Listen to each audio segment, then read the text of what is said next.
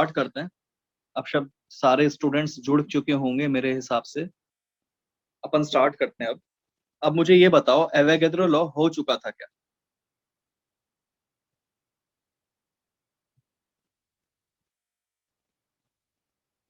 Avogadro law हो चुका था क्या, आप ये बता दो मुझे बस। तो एवोगैड्रो लॉ एक बार मैं वापस से आपको थोड़ा सा समझा देता हूँ। एवोगैड्रो लॉ वापस से मैं आपको समझा देता हूँ, फिर अपन स्टाइकोमेट्री की तरफ मूव करेंगे।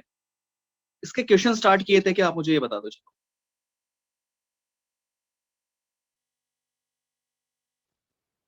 चलो मैं एवोगैड्रो लॉ बता रहा हूँ, फिर अपन वापस से इसको डिस्कस करेंगे। क्वेश्चंस भी मैं थोड़ा सा आपको बता दूंगा। एवोगैड्रो लॉ जो होता है, पहली बात तो सिर्फ और सिर्फ गैस के लिए होता है, किसी दूसरे फिजिकल स्टेट के लिए बिल्कुल भी नहीं होता। सिर्फ अपन गैस की बात करते हैं इसके अंदर। अब इसके अंदर ये बात है कि भाई जैसे आपने अलग अलग कंटेनर लिए, अगर 1 लीटर और 1 लीटर कैपेसिटी है, या मान लो 2 लीटर 2 लीटर कैपेसिटी होगी, तो जो रेशियो वॉल्यूम का होता है ना, वही रेशियो नंबर ऑफ मॉलिक्यूल्स का होता है, या फिर नंबर ऑफ मोल का होता है। पहली बात तो अगर मैं रेशियो की बात कर रहा हूँ ना, तो चाहे आप मॉलिक्यूल बोलो चाहे मोल बोलो, दोनों की न्यूमेरिकल वैल्यू सेम आएगी। क्योंकि मुझे मान लो कि अगर नंबर ऑफ मॉलिक्यूल्स गिवन है, अगर मोल निकालने तो डिवाइडेड बाय एन ही तो करना है, तो एक कॉमन नंबर से डिवाइड किया तो वैल्यू तो अभी भी सेम होगी ना। तो पहली बात तो चाहे आप नंबर ऑफ मॉलिक्यूल्स बोलो चाहे मोल बोलो, रेशियो दोनों का सेम होगा। इसीलिए आपने भी नोटिस किया होगा कि कभी तो मैं मोल बोल देता हूँ, कभी नंबर ऑफ मॉलिक्यूल्स बोल देता हूँ। किसी फॉर्मूले के अंदर या किसी क्वेश्चन के अंदर अगर मान लो आपको ऐसा बोल दिया कि 2 कंटेनर है, दोनों के वॉल्यूम सेम है, तो किसी क्वेश्चन में अगर वॉल्यूम सेम बोल दिया ना, तो जरूरत पड़ी तो हम मोल भी इक्वल कर सकते हैं। मेरे भाई सुधांशु सर, ऑफलाइन कोचिंग कब स्टार्ट होगी? भाई जैसे गाइडलाइंस आएगी वैसे ऑफलाइन कोचिंग स्टार्ट होगी। गाइडलाइंस आए तो सही, तो आप बार बार टाइप मत करो, आप यहाँ पर ध्यान दो, ठीक है ना। तो क्या बोल रहा था मैं, किसी क्वेश्चन में अगर बोल दिया कि वॉल्यूम सेम है और आपको ऐसा फील हो रहा है कि यार मोल का फॉर्मूला यूज कर ले तो फिर मजा आ जाएगा, तो बेटा बिल्कुल यूज कर लो, क्योंकि मोल इक्वल कर सकते हो अगर वॉल्यूम इक्वल है तो। ठीक है ना, आगे बढ़ते हैं। ये क्वेश्चन मैंने आपको करवाया था सबसे पहले। Same temperature and pressure for gases in identical container. Identical का मतलब बहुत अच्छे से ध्यान रख लेना, आइडेंटिकल का मतलब होता है सेम वॉल्यूम या एक जैसे दिखने वाले। ठीक है। अब क्या पूछा है, calculate the ratio of molecules of CO2 and CH4। अब देखो वॉल्यूम सेम है ना, इसका मतलब दोनों का रेशियो अगर लोगे तो 1:1 आना चाहिए ना। तो अगर वॉल्यूम सेम तो नंबर ऑफ मॉलिक्यूल्स भी सेम होंगे, तो यही रेशियो नंबर ऑफ मॉलिक्यूल्स का। पर अगर एटम्स की बात बात कर रहे हैं, तो एटम्स में तो एटॉमिसिटी से मल्टीप्लाई करना ही पड़ेगा। तो CO2 के लिए अगर एटम्स का रिलेशन देखोगे तो ये कितना हो जाएगा, एक CO2 के अंदर 3 एटम है, एक CH4 में 5 एटम है, तो 3:5। ठीक है, तो ये क्वेश्चन अपन कर चुके थे। ये क्वेश्चन हो चुका था क्या, ये बता दो। सर रेशियो ऑफ मॉलिक्यूल हमेशा 1:1:1:1 आएगा क्या? नहीं बेटा, आइडेंटिकल कंटेनर बोल दिए तो आएगा, वरना तो फिर जो रेशियो वॉल्यूम का वही रेशियो मॉलिक्यूल्स का। ये क्वेश्चन हो चुका था क्या? ये भी हो चुका होगा। स्टाइकोमेट्री स्टार्ट करना था ना, अब सीधे से स्टाइकोमेट्री अपन स्टार्ट करते हैं। ठीक है, स्टाइकोमेट्री टाइप करना बंद कर दो आप लोग, बिल्कुल आप शांत हो जाओ, क्योंकि तब मैं कंसंट्रेट कर पाऊंगा, क्योंकि आपका भी बहुत जरूरी है इसको समझना। स्टाइकोमेट्री का मतलब क्या होता है? पहली बात तो एक चीज अगर आप नोटिस करोगे, तो हमने स्टार्टिंग से लेकर स्टाइकोमेट्री समझा दिया था क्या मैंने?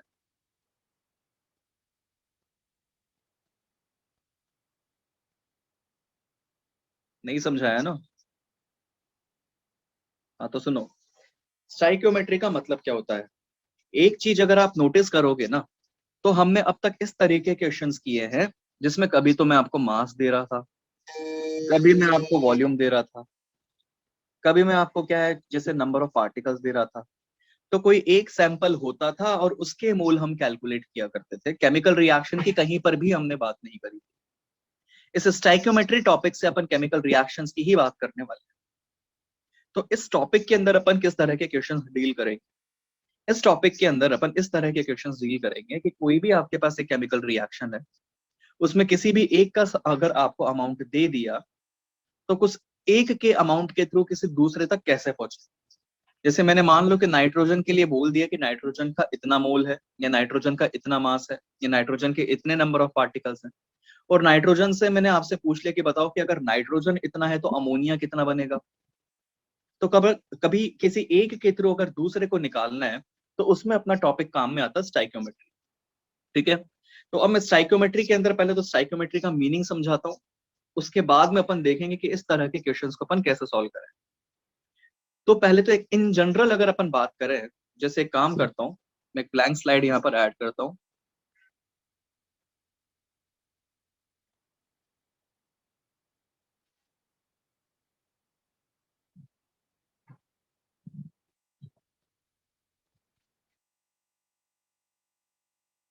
जैसे मैंने एक रिएक्शन लिया, इन जनरल जैसे अपन बोलते हैं कि भाई नाइट्रोजन और हाइड्रोजन मिलके क्या बनाते हैं, अमोनिया। तो मैंने लिख दिया नाइट्रोजन और हाइड्रोजन मिलके क्या बनाते हैं, अमोनिया बनाते हैं। ठीक है, तो मुझे बताओ पहली बात तो क्या लॉजिकली सही है गई कि नाइट्रोजन और हाइड्रोजन मिलके अमोनिया बना रहे हैं। भाई law of conservation of mass तो आपने सुना ही होगा ना। Law of conservation of mass क्या होता है, that mass can neither be created nor be destroyed. ठीक है ना, mass can neither be created nor be destroyed. Mass होता किसकी वजह से है, मैटर की वजह से होता है, एटम्स की वजह से होता है। तो अगर मैंने एक कंटेनर लिया और उसको मैंने बंद कर दिया, तो बंद कर दिया तो एटम सारे इसके अंदर होंगे। तो अगर वो केमिकल रिएक्शन कर भी लेंगे तो भी उसका मास चेंज नहीं होना चाहिए। पर यहाँ पर देखो, नाइट्रोजन के दो एटम हैं, रिएक्शन होने के बाद एक ही एटम कैसे हो गया, मतलब एक नाइट्रोजन एटम कम हो गया, मतलब मास में चेंज आ गया। इसी तरीके से हाइड्रोजन के दो एटम है, दो से तीन कैसे हो गए, एक एटम कैसे बढ़ गया, मतलब मास तो कंजर्व ही नहीं हो रहा है यहाँ पर, क्योंकि कभी तो एटम बढ़ रहा है, कभी तो एटम कम हो रहा है ना। तो ये बिल्कुल गलत रिप्रेजेंटेशन। अब अगर मान लो कि इसको अपन बैलेंस करेंगे तो क्या आएगा, ये आ जाएगा N2 + 3H2, क्या बनाया 2NH3। बैलेंस से एटम्स काउंट करो, रिएक्टेंट साइड अगर पहले दो एटम थे तो बाद में भी दो एटम है, रिएक्टेंट साइड पहले 6 एटम थे तो बाद में भी 6 एटम है। तो पहली बात तो पूरी जो स्टाइकोमेट्री अपन पढ़ने वाले हैं, तो सही रिलेशन जो होगा, वो सही आंसर जो होंगे, जो मैं आपसे बोल रहा हूँ कि किसी एक का अमाउंट गिवन है तो दूसरे का कैसे कैलकुलेट करेंगे, तो बेटा सही आंसर्स आपके तब आएंगे जब आप बैलेंस केमिकल रिएक्शन करोगे। बैलेंस केमिकल रिएक्शन लिखने के बाद ही आपके सही आंसर आएंगे। तो कभी भी अब से अगर जो भी टॉपिक अपन पढ़ेंगे उसके अंदर आपका क्वेश्चन तो बाद में आता है, सबसे बेसिक चीजें ये चेक करो कि क्या रिएक्शन भी जो है वो बैलेंस है कि भी नहीं है। अब मैं वापस से स्टाइकोमेट्री की तरफ आ रहा हूँ। स्टाइकोमेट्री जो है, स्टाइकोमेट्री वर्ड दो चीजों से मिलकर बना होता है, स्टाइकियन, स्टाइकियन प्लस मेट्रॉन। इन दो वर्ड से मिलकर बना है स्टाइकोमेट्री, स्टाइकियन प्लस मेट्रॉन। स्टाइकियन का मतलब होता है, स्टाइकियन, स्टोइकियन का मतलब होता है एलिमेंट, और मेट्रॉन का मतलब होता है मेजर। तो स्टाइकोमेट्री मतलब हम क्या पढ़ने वाले हैं, एलिमेंट का मेजरमेंट। एलिमेंट का मेजरमेंट कैसे, एलिमेंट का मेजरमेंट मतलब कैलकुलेशन पार्ट, मेजर करोगे कि हाँ भाई ये इतना है तो वो कितना होगा, ये मेजरमेंट की अपन बात कर रहे हैं। ठीक है ना। So what is stoichiometry, stoichiometry gives the quantitative relationship. Stoichiometry क्या देता है अपन को, quantitative relationship in between reactants and products.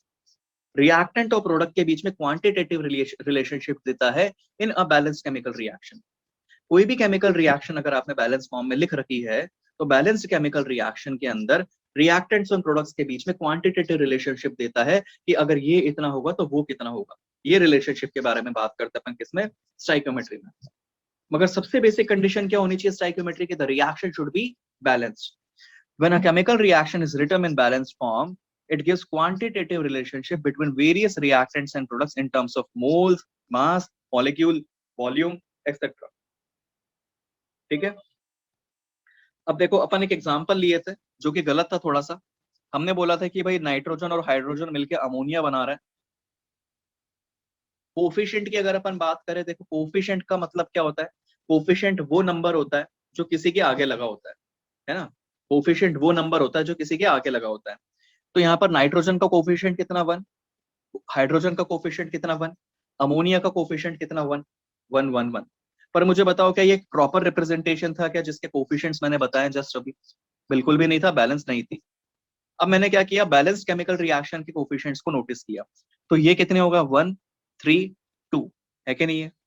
तो बैलेंस्ड केमिकल रिएक्शन के जो कोफिशिएंट्स होते हैं उन्हीं को अपन क्या बोलते हैं, स्टाइकियोमेट्रिक कोफिशिएंट्स।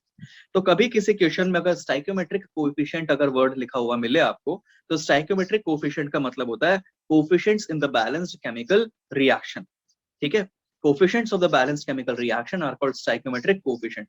ये एक एक बात जो मैं बोल रहा हूँ ना, ये एक साथ मैं कंक्लूड करके आपको भी बताने वाला हूँ, अभी आप सिर्फ समझो। ठीक है, अब डाउट ये आता है सर कभी कुछ चीजें ऐसी होती है जो सिर्फ और सिर्फ गैस के ऊपर होती है, सर क्या ये जो लॉ है ये भी क्या केवल सिर्फ और सिर्फ गैस के ऊपर ही एप्लीकेबल है क्या? बेटा ये किसी भी फिजिकल स्टेट के ऊपर एप्लीकेबल है। अब कैसे सॉल्व करेंगे अपन बाकी फिजिकल स्टेट्स में वो मैं आपको बताऊंगा, पर अभी आपको बेसिक बेसिक चीजें समझ में आनी चाहिए। अब अपन एक काम करते हैं, एक चीज अपन देखते हैं, एक कंक्लूजन अपन निकालते हैं, उसके बाद मैं इस स्लाइड पर वापस आऊंगा कि ये सारे टर्म्स क्या लिखे हुए हैं। एक एग्जाम्पल लेते हैं अपन, एक कंक्लूजन निकालते हैं, उस कंक्लूजन से अपन क्वेश्चन सॉल्व करना स्टार्ट करेंगे। मैं वापस से इसी रिएक्शन को लिख रहा हूँ, N2 प्लस 3H2, ये क्या बनाया, 2NH3। तो पहले तो मुझे बताओ कि स्टाइकियोमेट्रिक कोएफिशिएंट्स, स्टाइकियोमेट्रिक कोएफिशिएंट्स कितने कितने हैं, 1, 3, 2। अब मुझे बताओ क्या मैं बोल सकता हूं कि नाइट्रोजन के एक मॉलिक्यूल हैं, हाइड्रोजन के 3 मॉलिक्यूल हैं और अमोनिया के 2 मॉलिक्यूल हैं? या फिर क्या मैं बोल सकता हूं कि नाइट्रोजन के एक मॉलिक्यूल हाइड्रोजन के 3 मॉलिक्यूल के साथ रिएक्ट होके अमोनिया के 2 मॉलिक्यूल बना रहा है? तो यहां मैं लिख लेता हूं चलो कि एक नाइट्रोजन का मॉलिक्यूल हाइड्रोजन के 3 मॉलिक्यूल के साथ रिएक्ट होके अमोनिया के 2 मॉलिक्यूल बना रहा है। ठीक है, अच्छा मुझे बताओ, ये तो एक स्टेप हो गया। अगर मान लो कि इसी में इंटू Na कर दे अपन, या चलो अगर मैं लिखूं कि नाइट्रोजन का एक्स मॉलिक्यूल, क्या मैं बोल सकता हूँ कि भाई 1:3:2 रेशियो आ रहा है? इसका मतलब क्या है, क्या मैं बोल सकता हूँ कि भाई नाइट्रोजन के 1 से 3, यानी कि नाइट्रोजन के एक्स मॉलिक्यूल के साथ हाइड्रोजन के 3x मॉलिक्यूल रिएक्ट होने चाहिए? तो बताओ फिर अमोनिया के कितने बनने चाहिए? मैं बोल सकता हूँ कि अमोनिया के 2x मॉलिक्यूल बनने चाहिए। इसी तरीके से मुझे बताओ कि अगर मैंने इसको Na से डिवाइड कर दिया, ये 3x/Na हो जाएगा, ये 2x/Na हो जाएगा। अब मुझे बताओ जैसे ही मैंने Na से डिवाइड किया, अब ये क्या बन चुका है, मोल। तो क्या मैं बोल सकता हूं कि नाइट्रोजन के y मोल्स हाइड्रोजन के 3y मोल्स के साथ रिएक्ट होके अमोनिया के कितने मोल बनाएगा, 2y मोल बनाएगा? बिल्कुल लिख सकते हैं। एक्स अपन ने एक रेफरेंस ले लिया ना कि भाई अगर किसी एक कॉमन नंबर से मल्टीप्लाई करते हैं, जरूरी थोड़ी है कि क्वेश्चन हमेशा एक ही मॉलिक्यूल का हो। अपन तो रिलेशन देख रहे हैं, हम ये ऑब्जर्व करना चाह रहे हैं कि स्टाइकोमेट्रिक कोफिशिएंट जो है ना 1:3:2, ये स्टाइकोमेट्रिक कोफिशिएंट वाला रेशियो किस किस में मेंटेन्ड है? तो जैसे 1:3:2 मॉलिक्यूल में भी आ रहा था, अगर एक मॉलिक्यूल और 3 मॉलिक्यूल और 2 मॉलिक्यूल के अलावा अगर कोई दूसरे भी मॉलिक्यूल्स होते तो भी 1:3:2 ही आ रहा है, देख लो, एक्स तो कैंसिल हो जाएगा लास्ट में। मोल की बात करें, देखो वाई तो कैंसिल हो जाएगा, मोल में भी वापस से 1:3:2 रेशियो आ रहा है कि नहीं आ रहा है? अच्छा एग्जाम्पल के लिए लेट, अगर नाइट्रोजन 1 मोल है, तो बताओ हाइड्रोजन कितने मोल होंगे जो रिएक्ट होने चाहिए, 3 मोल। तो अमोनिया कितना बनना चाहिए, 2 मोल। एसटीपी एनटीपी पर, एट एसटीपी एनटीपी, या फिर from Avogadro law, Avogadro law की भी अगर अपन बात करें, तो हमें पता है कि जो रेशियो मोल का होता है वही रेशियो वॉल्यूम का होता है।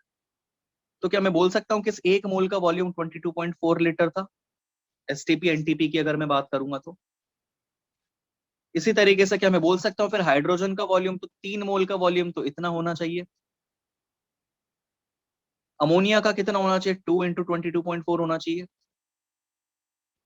तो मैं ये देखना चाह रहा हूं, मैं तो लिखता जा रहा हूं लिखता जा रहा हूं लिखता जा रहा हूं, क्योंकि मैं ये देखना चाह रहा हूं कि भाई कहां तक ये रेशियो मेंटेन्ड है, मॉलिक्यूल के ऊपर मेंटेन था कि नहीं था ये रेशियो, मोल के ऊपर था कि नहीं था ये रेशियो मेंटेन, और इसी तरीके से वॉल्यूम के ऊपर भी यही रेशियो आया कि नहीं आया, considering these are all in the physical state of gas. अच्छा मुझे बताओ, आपने इस 1 मोल का वॉल्यूम तो लिख दिया, इसी 1 मोल के नंबर ऑफ पार्टिकल्स लिखते तो क्या होते हैं, Na। 3Na 2Na। इसी तरीके से इसी एक मोल के मास लिखते तो क्या होता है 28 ग्राम, 3 इंटू 2 6 ग्राम, और ये हो जाता 34 ग्राम। अब मेरा क्वेश्चन आपसे ये है, मुझे ये बताओ कि अपन यहाँ पर कुछ चीजों की बात की है, किस किस की बात की है, अपन यहाँ पर बात किए हैं मॉलिक्यूल की, अपन यहाँ पर बात किए हैं मोल की, अपन यहाँ पर बात की है वॉल्यूम की, और यहाँ पर अपन ने बात की है मास की। आप मुझे बताओ स्टाइकियोमेट्रिक कोफिशिएंट का रेशियो क्या मॉलिक्यूल के ऊपर भी सेम मेंटेन्ड है कि नहीं है? जो स्टाइकियोमेट्रिक कोफिशिएंट का रेशियो था, क्या मॉलिक्यूल में भी वही रेशियो आ रहा है कि नहीं आ रहा है? आ रहा है, बिल्कुल ठीक है। स्टाइकियोमेट्रिक कोफिशिएंट का रेशियो बताओ क्या मोल में आ रहा है कि नहीं आ रहा है? मोल में, मोल में भी आ रहा है। वॉल्यूम में आ रहा है कि नहीं आ रहा है? अगर फिजिकल स्टेट गैस की ही बात कर रहे हैं तो अपन वॉल्यूम में भी आ रहा है। मास में आ रहा है कि नहीं आ रहा है? मास में नहीं आ रहा है। इससे बहुत इंपॉर्टेंट कंक्लूजन निकाल रहे हैं बाबा। अब सुनना मेरी बात ध्यान से, बहुत इंपॉर्टेंट कंक्लूजन क्या है वो सुनो मेरी बात ध्यान से। हमने चार में से जिन तीन चीजों पर टिक किया है ना, उससे अपन कैसे इजी कर सकते हैं कैलकुलेशन। इसका मतलब ये है कि नाइट्रोजन का एक मॉलिक्यूल हाइड्रोजन के कितने मॉलिक्यूल के साथ रिएक्ट करेगा? कितने के साथ रिएक्ट करेगा? नाइट्रोजन का एक मॉलिक्यूल हाइड्रोजन के कितने मॉलिक्यूल के साथ रिएक्ट करेगा? तीन। तो फिर मुझे बताओ कि नाइट्रोजन के अगर दो मॉलिक्यूल होते तो हाइड्रोजन के कितने मॉलिक्यूल के साथ रिएक्ट करना चाहिए था? नाइट्रोजन के दो होते तो हाइड्रोजन के कितने के साथ रिएक्ट करना चाहिए था? छह। कैसे? क्योंकि रिलेशन देखो, एक से तीन तो दो से कितना, छह। अगर बताओ नाइट्रोजन 10 होता तो हाइड्रोजन के कितने के साथ रिएक्ट करना चाहिए था? नाइट्रोजन 10 मॉलिक्यूल्स होते तो हाइड्रोजन के कितने मॉलिक्यूल्स के साथ रिएक्ट करता? 30 मॉलिक्यूल के साथ रिएक्ट करता। तो मॉलिक्यूल का रिलेशन यहां काम आ रहा है कि कभी अगर किसी एक के मॉलिक्यूल दे दिए ना, तो किसी दूसरे के मॉलिक्यूल अपन ऐसे ही कैलकुलेट कर सकते हैं। तो पहले देखना रिलेशन, फिर करना कैलकुलेशन। तो स्टाइकियोमेट्रिक कोफिशिएंट यहाँ पर अपनी मदद करेगा। तो पहले तो आप रिलेशन देखना, और वही रिलेशन के बेसिस पर आप मॉलिक्यूल भी किसी एक के थ्रू किसी दूसरे के कैलकुलेट कर सकते हो, जो कि हमें क्वांटिटेटिव रिलेशनशिप मिल रही है इन बिटवीन रिएक्टेंट्स और प्रोडक्ट्स। चलो मुझे बताओ, क्या मैं बोल सकता हूँ कि नाइट्रोजन का एक मोल हाइड्रोजन के 3 मोल के साथ रिएक्ट हो रहा है? नाइट्रोजन का एक मोल हाइड्रोजन के कितने मोल के साथ रिएक्ट हो रहा है? 3। तो मुझे बताओ कि अगर नाइट्रोजन के 2 मोल होंगे तो हाइड्रोजन के कितने मोल रिएक्ट होने चाहिए? 6 मोल। अच्छा मुझे बताओ कि नाइट्रोजन के अगर 2 मोल हैं तो अमोनिया के कितने मोल बनने चाहिए? 4 मोल। बिल्कुल सही है ना? तो कैसे आंसर कर रहे हो आप रिलेशन देख रहे हो पहले 1 से 2, एक नाइट्रोजन से 2 अमोनिया, तो फिर 2 मोल नाइट्रोजन से 4 मोल अमोनिया। तो मतलब जो स्टाइकियोमेट्रिक कोफिशिएंट का रेशियो था, अब आपको समझ में आ रहा होगा कि पहले मैंने ये सब क्यों किया। तो पहले तो मैंने ये देखा कि किस किस के ऊपर स्टाइकियोमेट्रिक कोफिशिएंट का रेशियो मेंटेन्ड है। जिस जिसके ऊपर मेंटेन था उसमें बहुत इजीली कैलकुलेट कर रहे हो, सीधे ही आंसर आ रहा है अपना, कुछ मेहनत ही नहीं करनी पड़ रही। तो इजी हुआ कि नहीं हुआ? हो गया ना? इसी तरीके से मुझे बताओ कि अगर वॉल्यूम की बात करते हैं, तो मुझे बताओ कि फिजिकल स्टेट गैस है पहली बात तो, अगर 10 लीटर नाइट्रोजन है तो कितने लीटर अमोनिया बनना चाहिए? 10 लीटर नाइट्रोजन है तो कितने लीटर अमोनिया बनना चाहिए? 20 लीटर। अच्छा 1 लीटर नाइट्रोजन है तो बताओ कितना लीटर अमोनिया बनना चाहिए? 20 लीटर, सॉरी 2 लीटर। तो ठीक है, मॉलिक्यूल मोल वॉल्यूम इन सब के अंदर डायरेक्टली ऐसे कर सकते हैं। अब पर मुझे ये बताओ, क्या मैं ये बोल सकता हूँ कि अगर 1 ग्राम नाइट्रोजन है तो 3 ग्राम नाइट्रोजन के साथ रिएक्ट होना चाहिए? ये नहीं बोल सकता मैं। तो ये अपन कंक्लूजन निकाल। क्यों नहीं बोल सकता? क्योंकि देख लो, अगर यहाँ पर देखोगे तो 1 ग्राम को 3 ग्राम के साथ रिएक्ट करवाओगे तो फिर तो 2 ग्राम बना दोगे। तो law of conservation of mass तो बिल्कुल ही गलत हो गया। तो स्टाइकोमेट्री की अगर अपन बात करें, तो सबसे बेसिक चीज जो स्टाइकोमेट्री की है, जो अपन क्वेश्चन स्टार्ट करेंगे, उसमें पहले तो अपने को ये समझ में आना चाहिए कि डायरेक्टली अपन कोफिशिएंट्स को देख के किस किस को सॉल्व कर सकते हैं। मॉलिक्यूल को सॉल्व कर सकते हैं, मोल को सॉल्व कर सकते हैं, वॉल्यूम को सॉल्व कर सकते हैं, मगर मास को सॉल्व नहीं कर सकते। अब मैं बार बार एक स्टेटमेंट यूज करूंगा कभी कभी बीच में कि स्टाइकोमेट्री किस किस के ऊपर एप्लीकेबल है। जब भी मैं आपसे बोलूं कि स्टाइकोमेट्री किस किस के ऊपर एप्लीकेबल है, तो इसका मतलब क्या है कि वो स्टाइकोमेट्रिक कोफिशिएंट का रेशियो किस किस के ऊपर मेंटेन्ड है। तो किस किस के ऊपर मेंटेन्ड है? Molecule, mole, volume, but not मास। ठीक है ना। अब पीछे चलते हैं अपन, पीछे चलते हैं, वापस डेफिनेशन पर आते हैं। क्वांटिटेटिव रिलेशनशिप किस किस के बीच में? In between reactants and products in terms of mole, mass, molecule, volume. अब अगर किसी की डाउट हो कि सर पहले तो सर मास था, सर आपने अभी बोला कि मास में नहीं लिख सकते, तो बेटा क्वेश्चन तो कैसा भी कर सकते हो आप। क्वेश्चन में तो हो सकता है एक का मास गिवन हो तो दूसरे का पूछा हो। मैं बात किसकी कर रहा हूँ, कैसे करेंगे मैं सिखाऊंगा बात। हम बात इसकी कर रहे हैं कि डायरेक्टली अपन किसके बेसिस पर कर सकते हैं, तो molecule, mole, volume, but not मास। ठीक है। अब बात ये आती है सर कौन सी फिजिकल स्टेट के लिए कौन सा रिलेशन लगेगा। तो बेटा मैं क्या बोल सकता हूँ, देखो यहाँ पर मॉलिक्यूल और मोल का जो रिलेशन है, मॉलिक्यूल और मोल का जो रिलेशन है, वो किसी भी फिजिकल स्टेट के लिए आप कंपेयर कर सकते हो, चाहे फिजिकल स्टेट सॉलिड हो, चाहे लिक्विड हो, चाहे गैस हो। किसी एक के मॉलिक्यूल्स गिवन है, दूसरे के पूछे, परेशानी नहीं होना कि फिजिकल स्टेट क्या होगा, सीधे बता सकते हो। मोल गिवन होंगे, मोल में भी फिजिकल स्टेट का कोई रोल नहीं है, सीधे बता सकते हो। मगर वॉल्यूम के अंदर फिजिकल स्टेट का रोल आता है, क्योंकि वॉल्यूम का जो रिलेशन था वो आपने मोल को वॉल्यूम से रिलेट करके लगाया था, और मोल को वॉल्यूम से रिलेट अपन ने एवोगैड्रो लॉ से रिलेट किया था। और एवोगैड्रो लॉ जो होता है वो अभी मैंने बताया था, वो सिर्फ और सिर्फ किसके लिए होता है? गैस के लिए। तो अगर हम वॉल्यूम की बात कर रहे हैं, तो वॉल्यूम के केस में सिर्फ और सिर्फ कौन सा फिजिकल स्टेट आप यूज करोगे? गैस। समझ में आ गई बात। अब जैसे मैं एक एग्जांपल लेता हूँ, ये अपने पास में है जैसे एक relation, stoichiometry is applicable on, जैसा भी अभी डिस्कस किए थे अपन, stoichiometry is applicable on volume, molecule, moles, but not mass. पहला पॉइंट समझ में आ गया क्या? पहला पॉइंट समझ में आ गया क्या? ठीक है। अगला point, stoichiometry gives the quantitative relationship in between reactants and products in balanced chemical reaction। Balanced chemical reaction के अंदर रिएक्टेंट और प्रोडक्ट के बीच में कैलकुलेशन अपन कर रहे हैं। सेकंड पॉइंट समझ में आ गया क्या?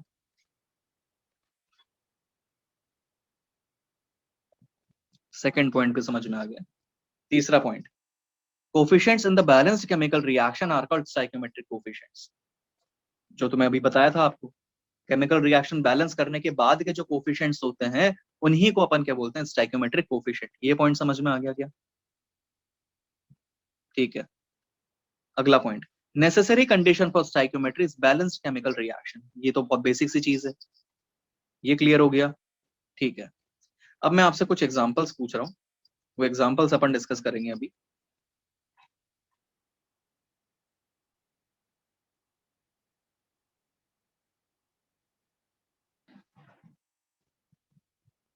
अब देखो, मैं क्वेश्चन पूछ रहा हूँ आपसे कि मुझे बताओ, जैसे मैंने एक रिएक्शन लिखा, जैसे क्वेश्चन में मैंने रिएक्शन लिखा H2 + Cl2, ये बनाया 2HCl। अब मैं पूछ रहा हूँ बेटा बताओ कि हाइड्रोजन का अगर 1 मोल है तो बताओ HCl कितना बनेगा? फिजिकल स्टेट में बता देता हूँ, गैस, गैस और गैस। बताओ हाइड्रोजन अगर 1 मोल है तो HCl कितना बनेगा? 2 मोल। बिल्कुल सही बात है। हाइड्रोजन के अगर n मॉलिक्यूल्स हैं तो बताओ HCl के कितने मॉलिक्यूल्स बनेंगे? 2n molecules.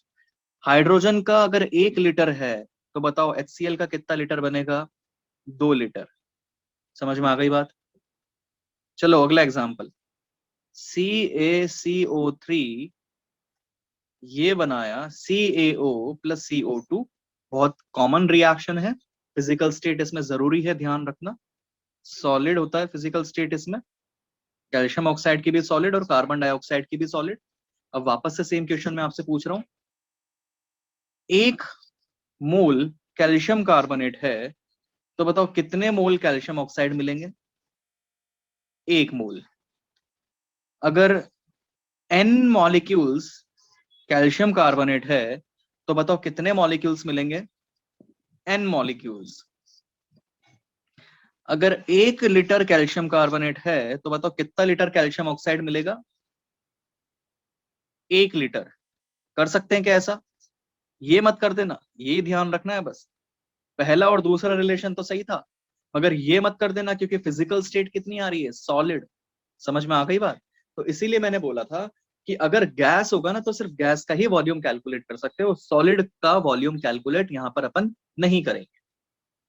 ठीक है, कैलकुलेट तो कर सकते होंगे किसी भी मेथड से, मगर इस चैप्टर में अपन सॉलिड का वॉल्यूम नहीं देखेंगे, सिर्फ किसका वॉल्यूम चेक करने वाले, गैस का। ठीक है, अब ये जो टॉपिक है ना, अगर आप मॉड्यूल भी देखोगे ना, तो मॉड्यूल के अंदर भी या फिर नीट में भी मोस्टली एक बहुत ही कॉमन है, कंबशन रिएक्शन के ऊपर बेस्ड क्वेश्चन बनता है ना? कि कंबशन रिएक्शन, भाई आपको कोई भी क्वेश्चन सॉल्व करना है तो एक रेफरेंस तो होना चाहिए ना, एक रिएक्शन तो होनी चाहिए। बिना रिएक्शन के तो अपन सॉल्व कर नहीं सकते। तो वो रिएक्शन जो है वो मेनली अपन यूज करते हैं कंबशन रिएक्शंस। तो मैं कंबशन रिएक्शंस आपको पहले समझा देता हूं ताकि फिर अपन क्वेश्चन स्टार्ट करें और उसी के ऊपर बेस्ड अपन क्वेश्चन देखें। ठीक है ना? कंबशन रिएक्शंस, आप मुझे बताओ, ये तो नोट था मैंने लिखवा ही रखा था। कंबशन, कंबशन रिएक्शन का मतलब क्या है? कंबशन रिएक्शन का मतलब क्या है?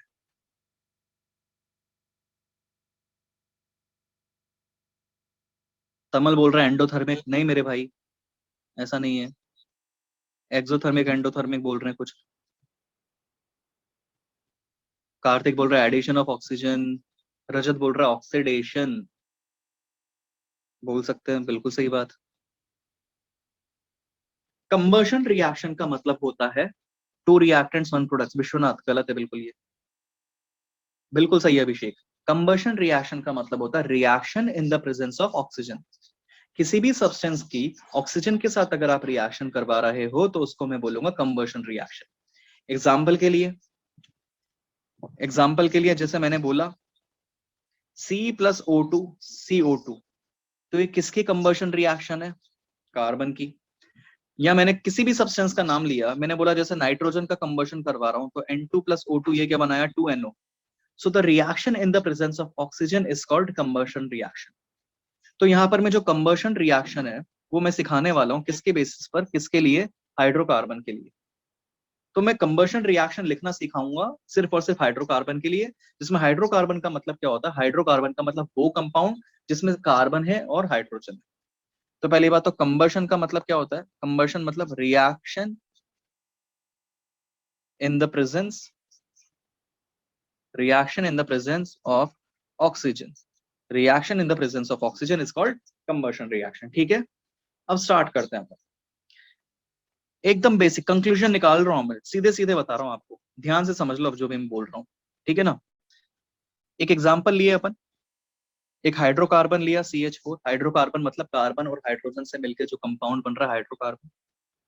कभी भी आपको क्वेश्चन किस तरीके से गिवन होगा, आपको क्वेश्चन इस तरीके से गिवन होगा कि लैंग्वेज में बोलेंगे कि इथेन है, प्रोपेन है, ब्यूटेन है या बेंजीन है, इसका कंबशन हो रहा है, तो बताओ ये कितना बनेगा। तो लैंग्वेज से ही आप कैसे स्टार्ट करोगे, बिना रिएक्शन के तो कर ही नहीं सकते, क्योंकि रिएक्शन लिखोगे तभी तो स्टाइकोमेट्रिक कोफिशिएंट पता लगेंगे और तभी तो कंपेयर कर पाओगे कि अच्छा ये इतना था तो वो कितना होगा। तो आपका बेसिक टास्क क्या होना चाहिए, आप नोटिस करो कि कौन से सब्सटेंस का कंबशन करवा रहे हैं। जिस सब्सटेंस का कंबशन करवा रहे हैं उस सब्सटेंस का नाम लिखो, और क्योंकि कंबशन करवा रहे हैं तो मतलब ऑक्सीजन तो आएगा ही आएगा। हाइड्रोकार्बन का कभी भी कंबशन करवाएंगे बिना सोचे समझे CO2 और H2 तो बना ही देना। इसमें एलिमेंट्स देखोगे तो 3 तरह के एलिमेंट्स अपने पास में, एक है कार्बन, एक है हाइड्रोजन और एक है ऑक्सीजन। कभी भी बैलेंसिंग जो अपन करते हैं ना, बैलेंसिंग कभी भी रैंडमली नहीं कर देते, एक प्रॉपर सीक्वेंस होता है कि किस सीक्वेंस में अपन एलिमेंट्स को बैलेंस करें।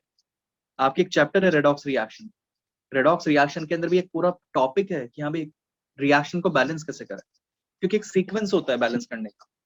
हाइड्रोकार्बन को बैलेंस करने का क्या सीक्वेंस होता है, पहले करोगे कार्बन, फिर हाइड्रोजन, और उसके बाद में किसको बैलेंस करोगे, ऑक्सीजन, CHO।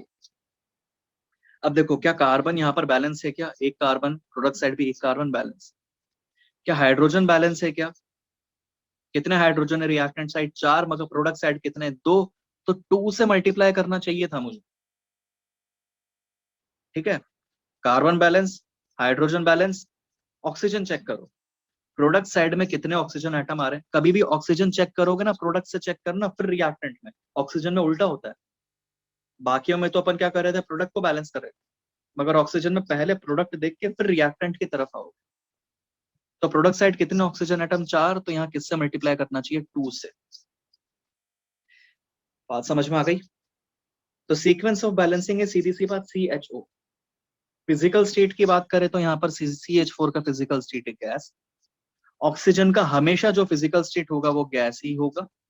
CO2 का हमेशा जो फिजिकल स्टेट होगा वो गैस ही होगा। H2O का फिजिकल स्टेट है जो कंफ्यूज करता है। क्या फिजिकल स्टेट होगा वो मैं आपको बताऊं। अभी के लिए अपने को इतना बेसिक तो क्लियर होना चाहिए, क्योंकि अभी मेनली अपन जो सीख रहे हैं वो है रिएक्शन लिखना। अब एक एग्जांपल मैं दे रहा हूं, आप कर सकते हो। C2H6, इसके लिए सॉल्व करो। सत्यम पूछ रहे फिजिकल स्टेट कैसे पता चलेगा। बेटा मैं बताऊंगा आपको, आप पहले बैलेंसिंग सीख।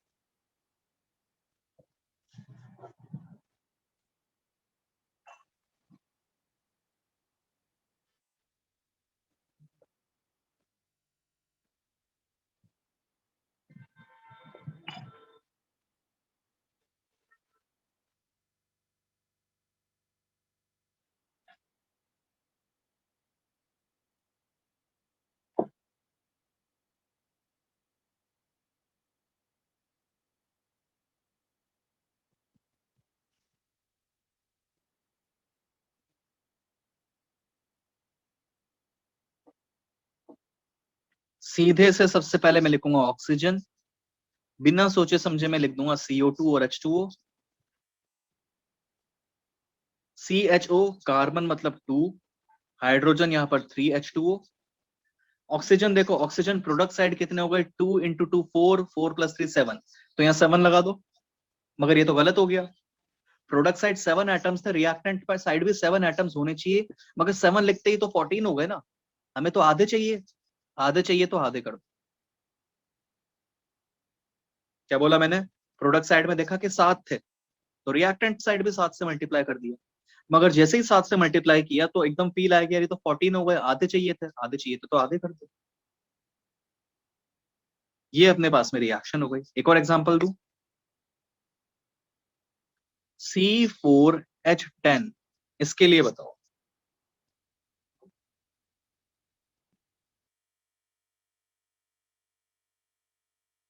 सत्यम लिख सकते हैं मेरे भाई।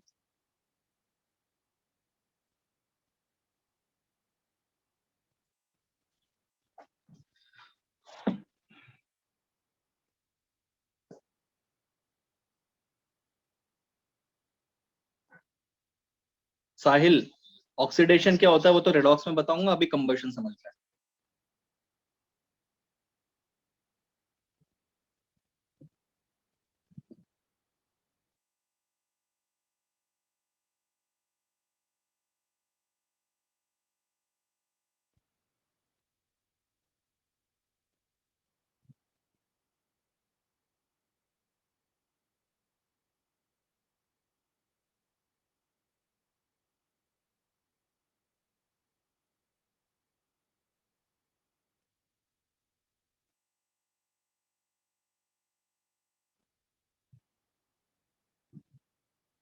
मेरे भाई आर्यन, अभी जो पढ़ा रहा हूँ पढ़ ले, बार बार एक ही चीज की रट लगा रखी है तूने।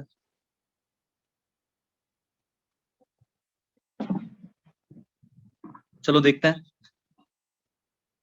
ऑक्सीजन, CO2, H2O, बिना सोचे समझे CO2 और H2O तो लिखेंगे ही लिखेंगे। कितने कार्बन थे 4, तो 4CO2। कितने हाइड्रोजन थे 10, तो ये लिख दिया मैंने 5H2O। अब बात आई ऑक्सीजन की। ऑक्सीजन देखो 4 इंटू 2 8, 8 प्लस 5 13, तो 13 लगा दो। मगर ये तो 13 लगाते ही 26 हो गए ना, आधे चाहिए तो आधे कर दो 13/2। समझ में आ गया। अच्छा अब ऐसे कितने स्टूडेंट्स है कि ऐसे कितने स्टूडेंट है जिनको ऑक्सीजन बैलेंस करने में दिक्कत आ रही है। ऐसे कितने स्टूडेंट है जिनको ऑक्सीजन बैलेंस करने में दिक्कत आ रही है। देखता हूँ, चेक करता हूँ मैं। कितने स्टूडेंट है जिनको ऑक्सीजन, अब जैसे ये आर्यन को आ रही है। अबे आर्यन तू मेरे भाई कुछ तो टाइप करता ही रहता है कंटिन्यूअस, दिमाग कहाँ से आएगा तेरा। ओमकार को ऑक्सीजन में दिक्कत आ रही है, अभय को आ रही है, पीयूष को आ रही है, थोड़ा सा उसको समझने की जरूरत है। महेश को आ रही है। अब मेरे भाइयों, अब तुम्हारे लिए दूसरा जुगाड़ देखो तुम। दिक्कत तो कहीं आने नहीं चाहिए। अब दूसरा जुगाड़ देखो। एक सिंपल सा रिलेशन में लिख रहा हूं। CX HY प्लस X+Y/4O2, ये बनेगा XCO2 प्लस Y/2H2। अब देखने में से अजीब लग रहा है, मगर मेरे भाई नो पेन नो गेन। अब पहले वाले एग्जाम्पल को वापस से यहां पर लिख रहा हूं मैं। मैंने लिखा C4H10। अब कंपेयर करोगे तो देखो, यहां पर x की वैल्यू कितनी आ रही है 4, कंपेयर करोगे तो, और y की वैल्यू कितनी आ रही है 10। अब जो मैंने स्टैंडर्ड रिलेशन लिखा उसके बेसिस पर चेक करके देखो, क्या पहले वाला और अभी वाला जो आंसर आएगा क्या मैच कर रहा है कि नहीं कर रहा। प्लस अब देखो यहाँ पर x मतलब 4 प्लस y/4 मतलब 10/4O2। आगे बढ़े, XCO2 मतलब x की वैल्यू 4 थी तो ये 4CO2 प्लस 10/2 यानी कि y/2 मतलब कितना हो गया हमारे पास में ये 5H2O। अब इसको कैलकुलेट करके देखते हैं। ये 5 2 और कैलकुलेट करोगे तो देख लो C4H10 प्लस, देख लो 2 × 4 8, 8 + 5 13, यानी कि 13/2O2। ये क्या बनाएगा 4CO2 प्लस साथ में क्या आएगा 5H2O। अब तू कंपेयर करके बता क्या सेम पहले वाले में भी आंसर आया था कि नहीं आया था। ऑक्सीजन 13/2, कार्बन डाइऑक्साइड 4 और H2O 5, सेम आया कि नहीं आया। तो जुगाड़ हर चीज का होता है। जिसको समझ नहीं आया था कि ऑक्सीजन कैसे बैलेंस करें, वो इससे कर लो।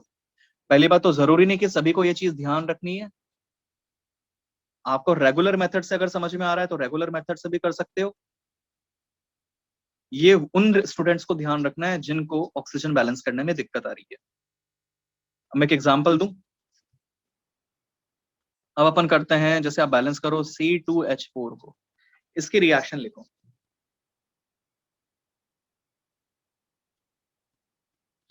2 से डिवाइड कहां पर किया यश, कहां डाउट है तेरे को।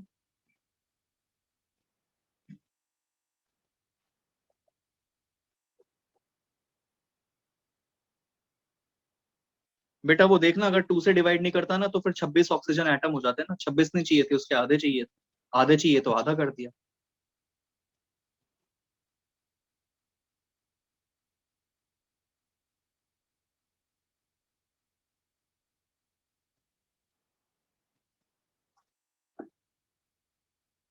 ये O2 CO2 H2O, ये 2 से मल्टीप्लाई, 2 से मल्टीप्लाई 6 हो गए, ये 3O2, ये आना चाहिए।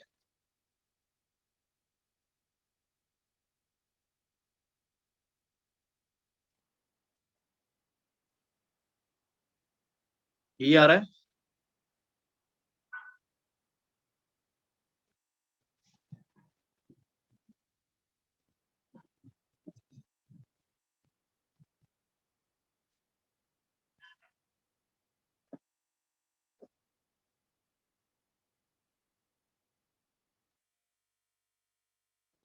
चलो एक और एग्जांपल, लास्ट, C2H2, इसको करो।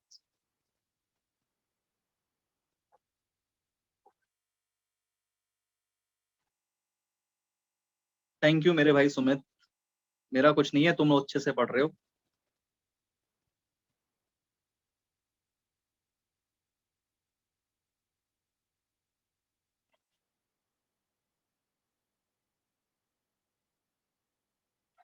Thank you Dev.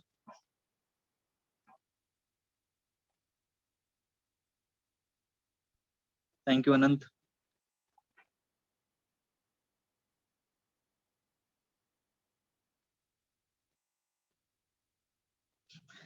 Kaushal sir, मजा आ गया। भाई ये ओपी क्या होता है।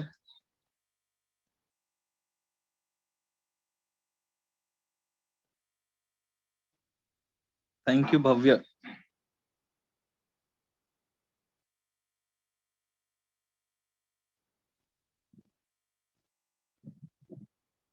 कैसे बैलेंस करेंगे? CO2 H2O 2CO2 एक H2O, ये आना चाहिए आपके पास में 5/2 O2, यही आ रहा है क्या?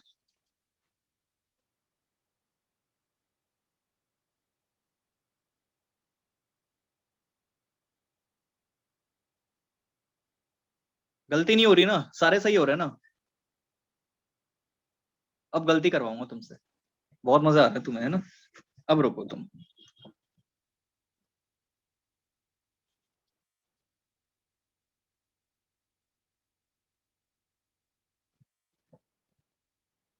इसको करो तुम सॉल्व।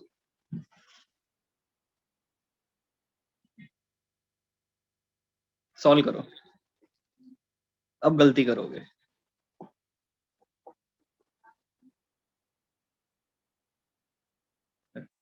कंबशन रिएक्शन लिखो। C6H12O6 क्या बोलते हैं इसको?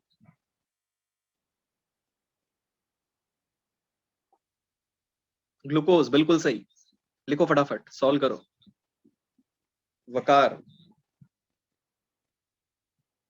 क्या आया बेटा वकार आपका?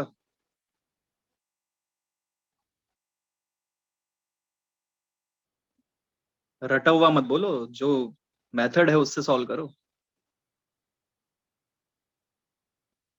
धीरज, हाँ बेटा, 9 ऑक्सीजन आया आपके। बाकी भी बताओ, पूरा एक साथ लिखो।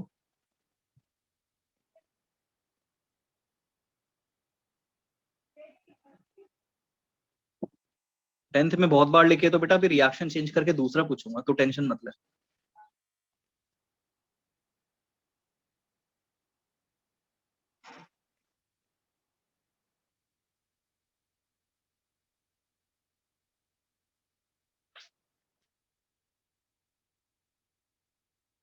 बता दूं आंसर?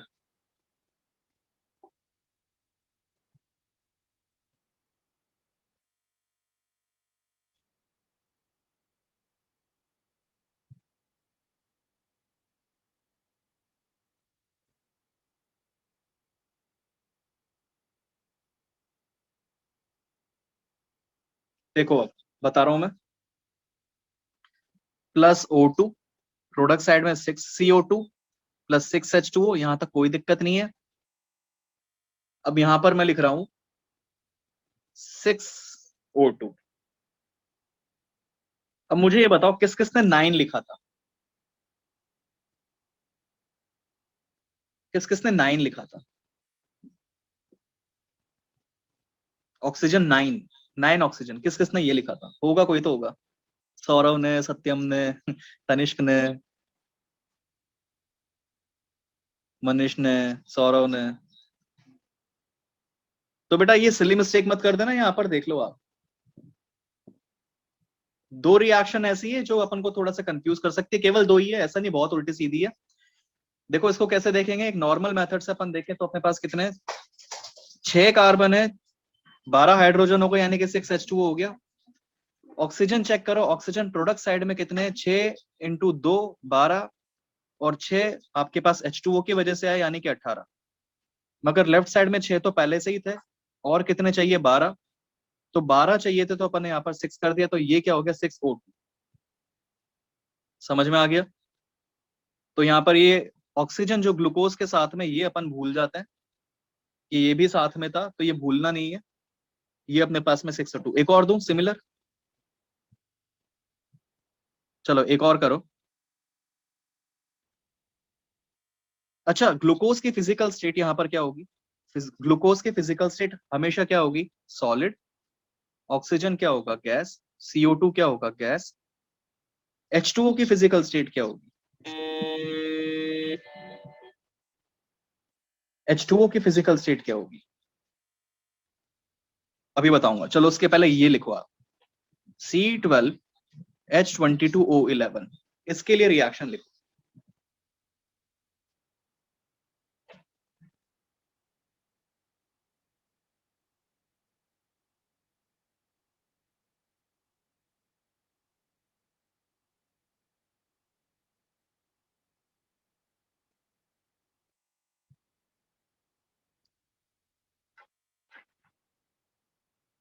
C12H22O11 इसके लिए लिखो।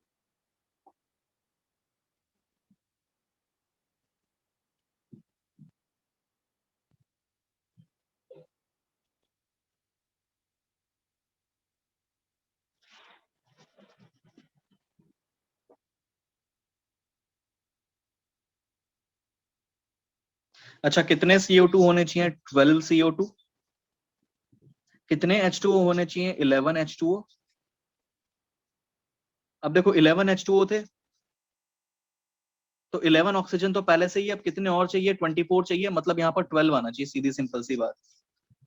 12 आना चाहिए, 12O2। यही आ रहा है। अब एक नोट लिखवा रहा हूं मैं आपको, ये ध्यान रखो आप।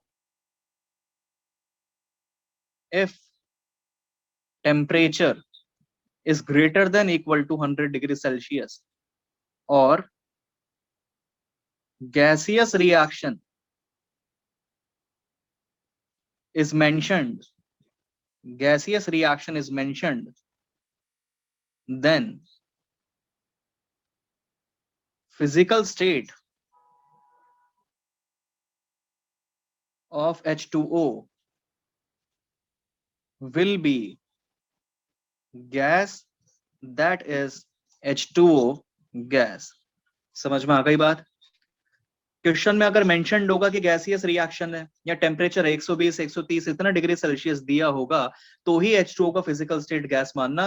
अगर कुछ भी मेंशन नहीं है तो H2O का फिजिकल स्टेट क्या मानोगे? H2O का फिजिकल स्टेट मानोगे लिक्विड। ठीक है ना? अदरवाइज ये लिख देता हूं, अदरवाइज H2O लिक्विड। ठीक है, तो पीछे जाओ। अब मुझे बताओ कि H2O का फिजिकल स्टेट यहां पर क्या माने? लिक्विड। ये भी क्या हो जाएगा? लिक्विड, क्योंकि कुछ भी गिवन नहीं था, लिक्विड। तो ये फिजिकल स्टेट्स में यहां पर साथ में लिख रहा हूं। CO2 ऑक्सीजन, इनमें तो कोई कंफ्यूजन है ही नहीं। स्टार्ट करें अब, क्वेश्चन सॉल्व करना स्टार्ट करते हैं। ये नोट हमारे पास में,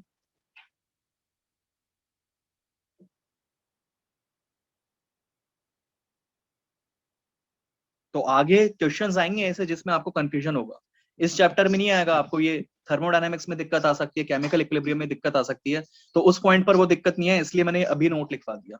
जब वो चैप्टर्स आएंगे तब मैं आपको रिकॉल करवाऊंगा कि देखो फर्स्ट चैप्टर के अंदर अपन ने यहाँ पर ये लिखवाया था।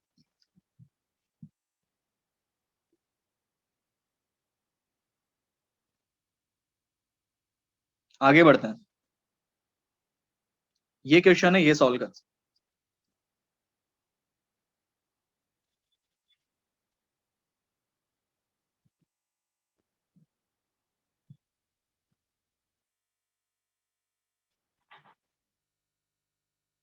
Thank you Ranvijay.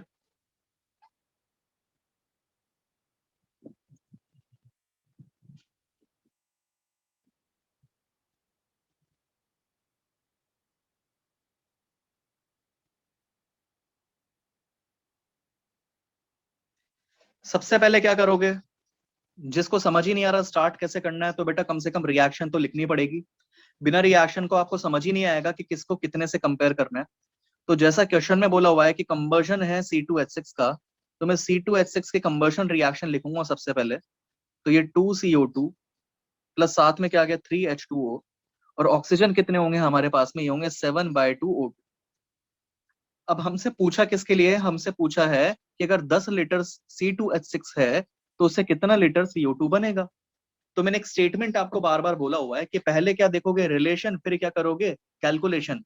तो पहले रिलेशन देखा करो किस किस के बीच में, जिसकी वैल्यू गिवन है और जिसको कैलकुलेट करना है। तो एक C2H6 से 2 CO2 का रिलेशन है, तो फिर 10 लीटर से कितना? 20 लीटर। समझ में आ गई बात? आप एक चीज नोटिस कर रहे होंगे ना, तो देखो अपन वॉल्यूम को रिलेट कर रहे हैं, क्यों? क्योंकि हमें पता था कि भाई इनकी फिजिकल स्टेट जो होती है ना वो भी गैस ही होती है, तो अपन वॉल्यूम भी रिलेट कर सकते हैं।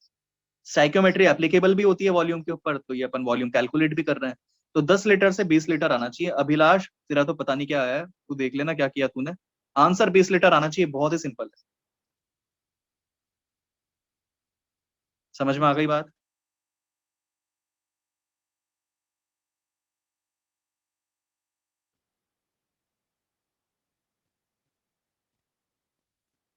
एक और क्वेश्चन। यश पूछ रहे सर कैसे आया 20 लीटर। मेरे भाई यूनिटरी मेथड, 1 से 2 तो 2 से 4।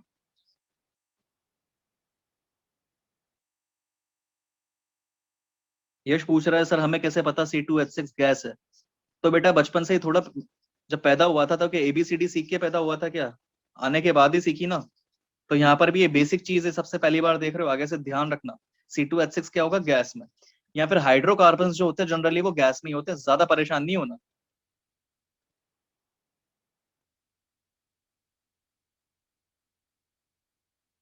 अब किसी का डाउट है कि सर H2O कैसे कैलकुलेट करेंगे।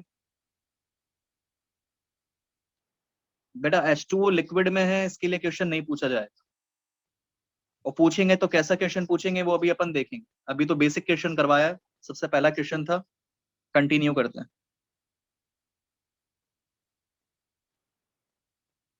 अगला सवाल, ये सॉल्व करो।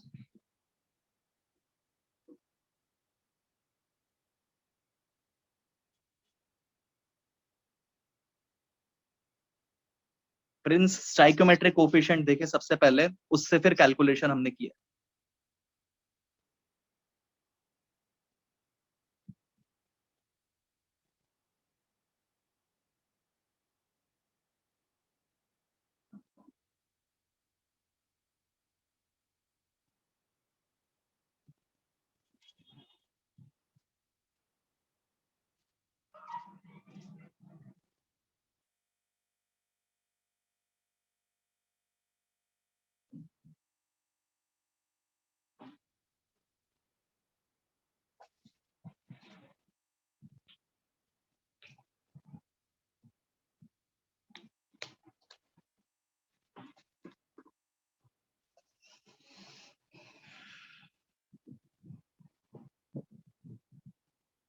बताऊं?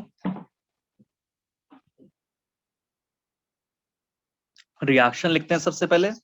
C3H8 प्लस ऑक्सीजन, क्या बनेगा? 3CO2 plus 4H2। बैलेंस करते हैं, यहाँ पर आएगा 5O2। हमसे किसके लिए पूछा था? ऑक्सीजन के लिए, तो देख लो।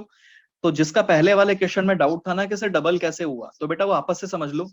सबसे पहले आप रिलेशन देखते हो किस किस के बीच में, जिसकी वैल्यू गिवन होती है और जिसकी वैल्यू पूछी होती है। तो एक C3H8 से 5 ऑक्सीजन रिलेटेड है। इसका मतलब अगर दोनों तरफ में अगर 5 से मल्टीप्लाई कर दूं, तो मतलब 5 लीटर के लिए, 5 तो पहले से था, 5 लीटर यानी कि कितना हो गया? 25 लीटर ऑक्सीजन रिक्वायर्ड है। मतलब अगर C3H8 को जलाना है ना, तो 5 लीटर C3H8 को पूरा खत्म करना है ना, तो 25 लीटर ऑक्सीजन को लेके आना पड़ेगा आपको। उसकी रिएक्शन करवाओगे तब जाके वो C3H8 पूरा जल पाएगा। 25 लीटर आंसर आना चाहिए।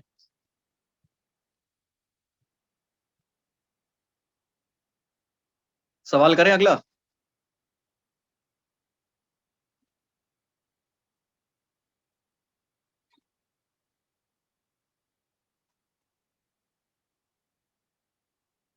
Number of moles of CO2 produced by complete combustion of 5 moles of propane.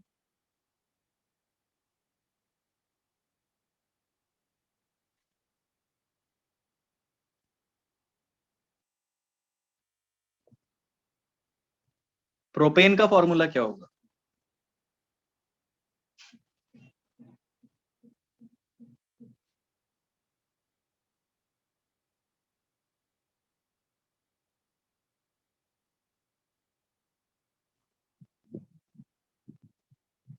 Propane का मतलब क्या होता है? C3H8।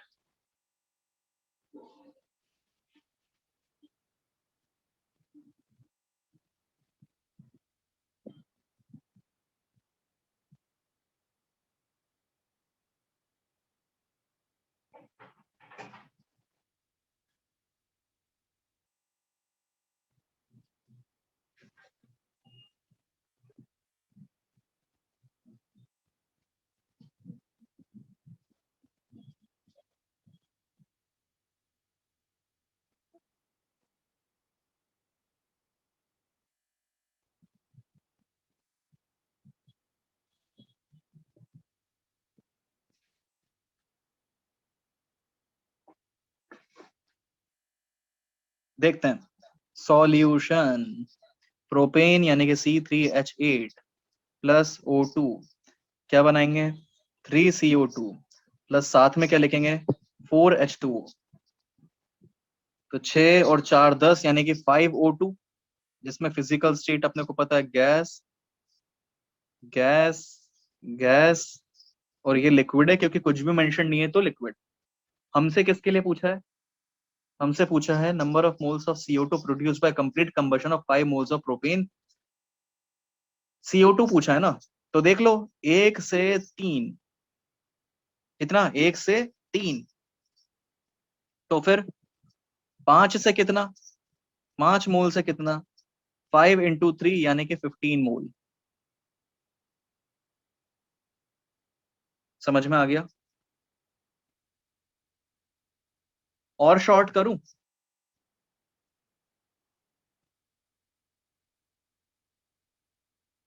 और छोटा करना है, और छोटा करते हैं और इजी बनाते हैं। जिसको समझ में आ गया ना, जिसके आंसर्स आ रहे हैं उनके लिए बोल रहा हूं, और जिसके आंसर्स कभी तो आ रहे हैं कभी नहीं आ रहे, उनको रेगुलर मेथड से ही करना है। अब जिसके आंसर्स आ रहे हैं आप सीधे से ये बोलो ना, आप सीधे से ये देखो ना, आप पूरी रिएक्शन लिखने की भी क्या जरूरत है, आप तो सीधे से ये देखो ना कि भाई एक प्रोपेन में कितने कार्बन है 3 है, तो मतलब 3 ही तो आएगा CO2, तो सीधे 1 से 3 इसी को रिलेट कर लो।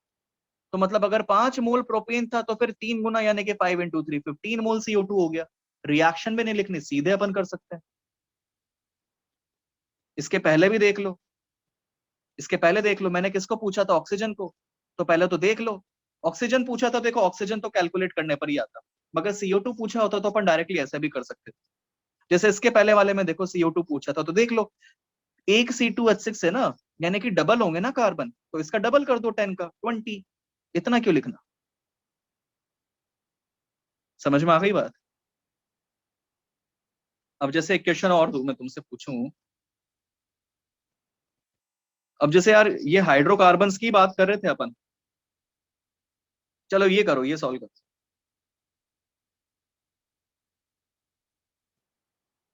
ऑक्सीजन डायरेक्ट नहीं कर सकते ना, ऑक्सीजन तो बैलेंस करके ही पता लगता है ना। CO2 और H2O तो बता सकते हो अगर मोल या मॉलिक्यूल्स गिवन हो तो। ये सॉल्व करो।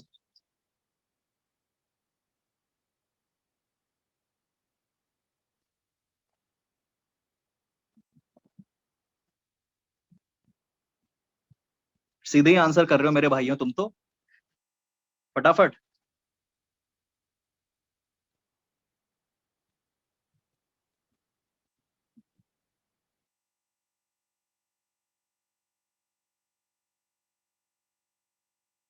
बहुत जल्दी आंसर आ रहे हैं तुम्हारे,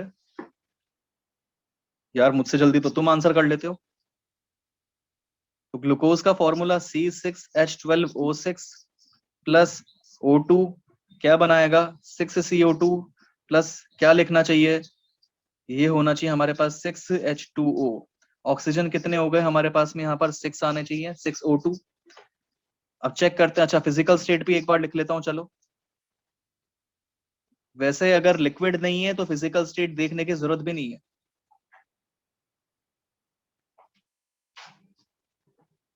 लिक्विड है तो ही फिजिकल स्टेट की जरूरत पड़ती है अपने को। हमसे CO2 पूछा तो वैसे देख लेते वो तो बिना दिखे कि 6 CO2 होने चाहिए, मतलब अगर ये 10 था तो ये 60 मोल होगा, तो मतलब मोल्स ऑफ CO2 तो सीधे से आ गए अपने पास में 60 मोल। मगर ऑक्सीजन पूछा था ना, तो ऑक्सीजन तो बैलेंस करके ही पता लगता, तो उसके लिए अपन देख सकते हैं। तो देख लो एक C6H12 है, 6 ऑक्सीजन है, इसका मतलब 10 मोल से कितने होंगे 6 × 10 यानी कि 60 मोल ऑक्सीजन। तो मतलब मोल ऑफ ऑक्सीजन भी सेम आ गए, 60 ही आ गए।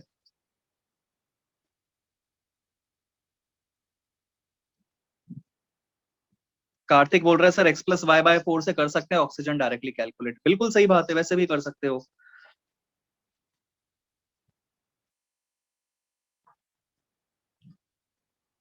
आगे बढ़े।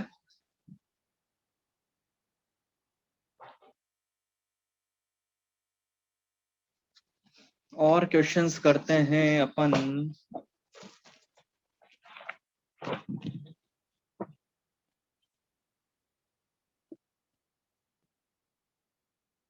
अब थोड़ा सा टफ करते हैं इसको।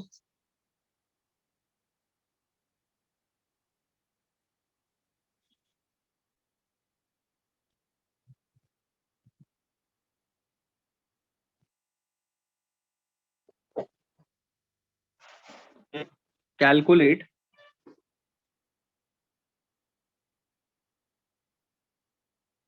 The mass of limes calculate the mass of calcium oxide formed by heating half mole of limestone, half mole of limestone। ये क्वेश्चन है हमारे पास में। Calculate the mass of calcium oxide formed by heating half mole of limestone. Limestone का formula क्या होता है? Limestone मतलब क्या होता है? Calcium carbonate. बहुत कॉमन रिएक्शन है, ये ध्यान रखना आप। CaCO3 हीट कर रहे हैं तो इसको टूटेगा ना, तो टूटेगा तो डिसोसिएशन रिएक्शन अपने को लिखनी है, CaO plus CO2। Physical state calcium carbonate का सॉलिड ही होता है, इसका सॉलिड ही होगा, और ये होता है गैस। ये याद करने वाली चीज। ये क्वेश्चन में आपसे उम्मीद करेगा कि आपको पता हो। आपसे मास पूछा है कैल्शियम ऑक्साइड का, कैसे करेंगे?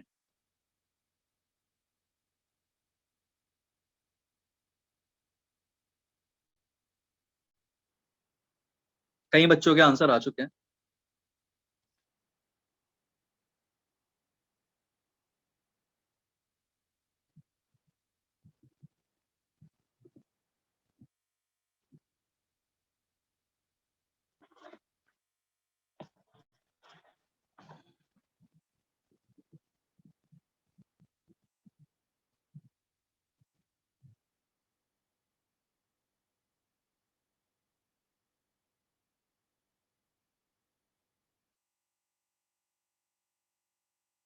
देखते हैं।